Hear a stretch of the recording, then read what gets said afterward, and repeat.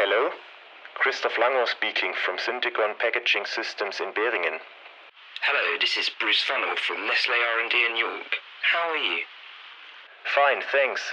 What can I do for you? We would like to retrofit our existing machine so that we can change the UK SMARTIES Tablet from using plastic to paper packaging.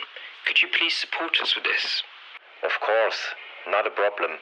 I can offer you our new upgrade kit, Paper on Form. We can send one of our technical engineers to York and he can make the change from plastic to paper packaging within a few days. Sounds good. Let's do that. Bye. Okay, bye.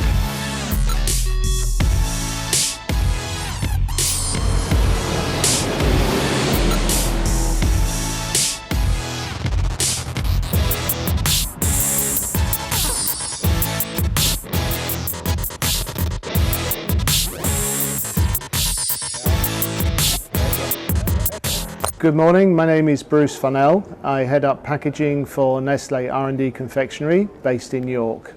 The scope of the project is to really move Smarties to paper packaging during the course of 2019 to 2020. The paper is very different as a material compared to plastic packaging. It's not easy to make a transition from one to the other.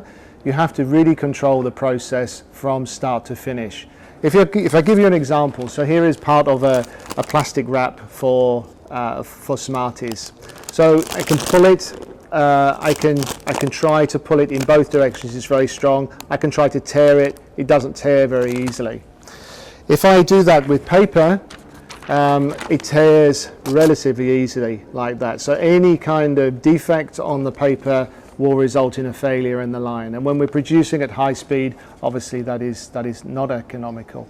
So it's really important to us that any new material that we bring to market is fit for purpose, so it delivers a great experience to our consumers, but at the same time can run on existing machinery without huge modification.